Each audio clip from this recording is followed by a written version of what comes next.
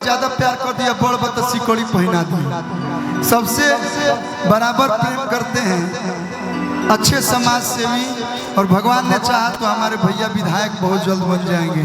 एक बार हमारे आरस से आए, संदेश से आए दीपू भैया के लिए जोरदार ताली आप लोग बजा के स्वागत कर लो।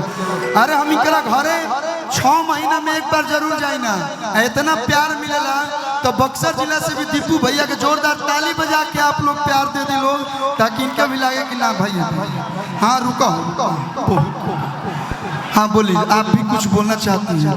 इधर आइए।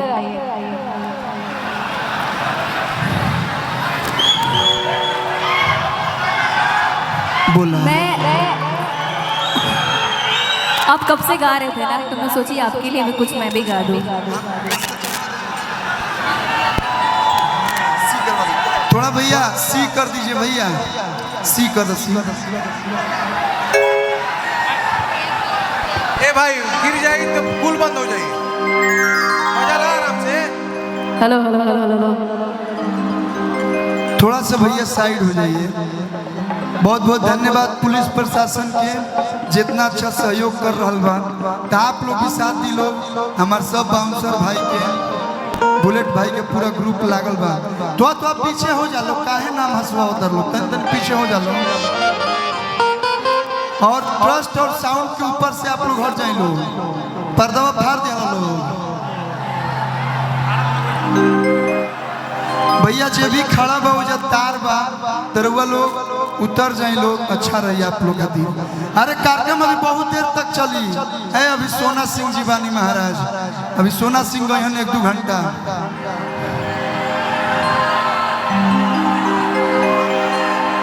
हाँ जियो, लव यू। हाँ गाई बोली कि किसिया भी झार लेनी, आप पहन लेनी साड़ी, अच्छा लाली लगा लेनी, रूपवा सवारी सवारी एगो हो ताटे पिछवा से चूक राजा जी, कि एगो हो ताटे पिछवा से चूक राजा जी, कि लगाई दी चोलिया के हुक राजा जी। कौमन दरजी आई कोइला सिलाई,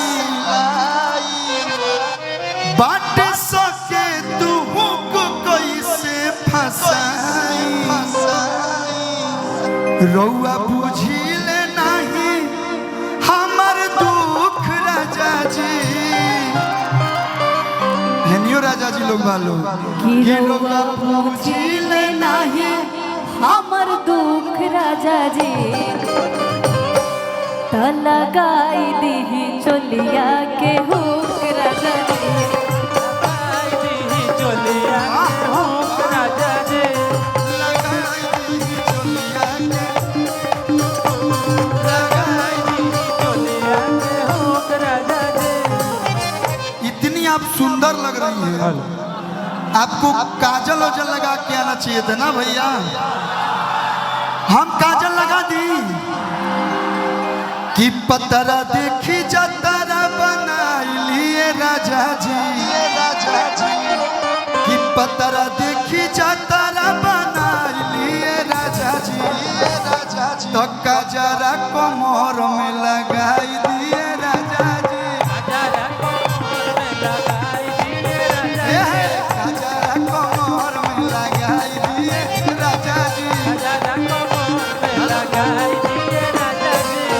हमारा नया गाना आदि शक्ति फिल्म से। ते गाना पे डांस हो जाए भैया, हो जाए हो। पहले कौन सा करना है, अपने मुँह बोलो, तू जौन बोलो तौन। नहीं इन लोगों को जो अच्छा लगेगा वही होगा, आपको जो अच्छा लगेगा वही पहले होगा। राजा जी के तुरल होके कि नयका में के होके, राजा जी के तुरल। तो एक बार चारों तरफ से जोरदार हाला हो जाओ भैया। गाना लगाइए तब तक एक लाइन और इनके लिए गा दे रहे हैं। अच्छा ये सच है ना भैया कि लड़कियां अपना एज छुपाती हैं, छुपाती है ना। अगर मैं डिम्पल जी से कहूंगा कि आप कितने साल की हैं तब पक्का ही 22 के नीचे ही बताइए। मैं 26 की हूँ, 22 क्यों बताऊंगी? 26 की हो गई। और क्या? एहलन कहतनी काहे इतना सोहतिया हमारा। हमार 26 के जन्मदिन हो। मेरा भी 26 को ही है। आही बाप 26 जनवरी के हमार शादी हो। अब बताओ तू 26 के होइयो गइल बड़ू। जवन प्रोग्राम कर तनी मैं वायरल हो जाता है, चाहे वो दानापुर दियर वाला होके चाहे अभी 5-5 गो हीरोइन के साथ भइल रहल तवन होके। कि मुस्की पे राजा के लोभा गईनी।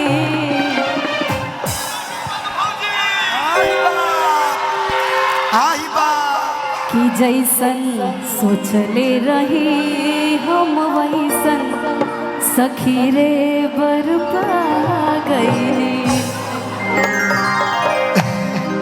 देखो आई नो आप शादीशुदा हैं, ये कलाकार हैं। अब स्टेज पे तो हम ही दोनों है ना। स्टेज के नीचे आप कौन, हमको कौन पूछता है? हम एगो गाना गावेल रहनी हम 20-21 आप भले 26 की हो गई लेकिन हमारे लिए अभी भी आप 20-21 साल के हैं का भैया। 20-21 के उमरिया होई लग भाग एने अब 20-21 के उमरिया होई लग भाग कि तनी हम गाइब तू चली है ठीक बा कि पतरी कमरिया हो चलता डोले डगम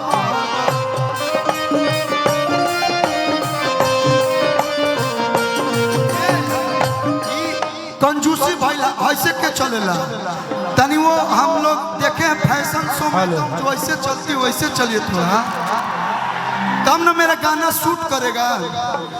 20-21 के उमरिया होई लग भाग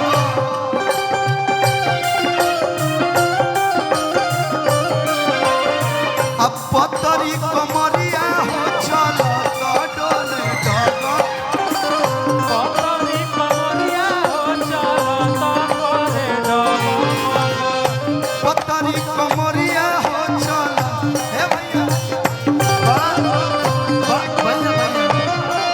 बड़ा बढ़िया में लाइन बा कि तू हो गइल सयान बड़ू हो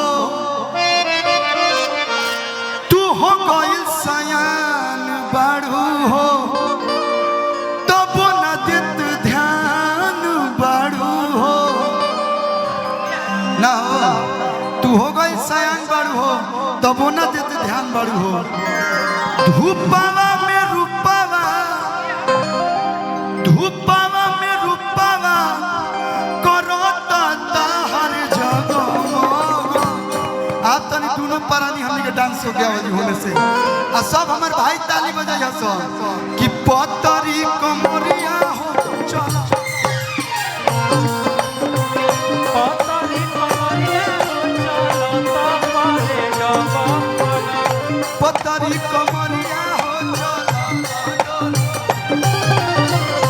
पतरी कमरिया करे डगम पतरी कमरिया हो चलता पतरी कमरिया चलता करे डगम उड़ा तारू राजा के दम पर मेरे दिव्यांग भाई मामा लोग हैं वैसे इधर आइए दिव्यांग देवा जी उनका एगो गाना आप लोग सुन ले हो कब लोग रील्स पे उड़ा तानी राजा के दम पे एक बार जोरदार ताली इस भाई के लिए बजा दीजिए।